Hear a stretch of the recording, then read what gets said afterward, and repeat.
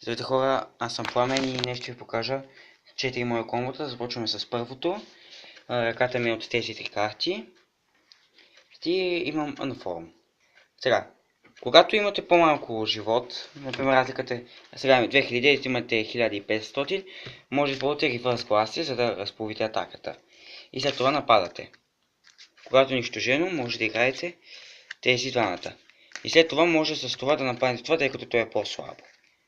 След това може да използвате умението, като направите атаката му 0 да направите третия си Unform, да направите XC за Papil Operative, Ungeneral, One Night Skull Gainer.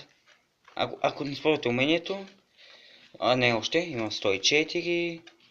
И ако не използвате умението, може да играете 101, номер 66, Gunman и Gunman. Ако играете ранг Barrier Force или Numeral Force, може да играете хаос номер 39, хаос номер 102, хаос номер 104 или хаос номер 39. 105. Сега да направим второто комбо. Да върна реапера. Това е как да играем Грогни Guardian.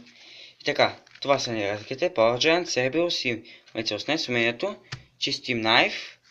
За да играем Power Giant. С умението става ниво 4. За да играем Cerberus, с умението става ниво 3.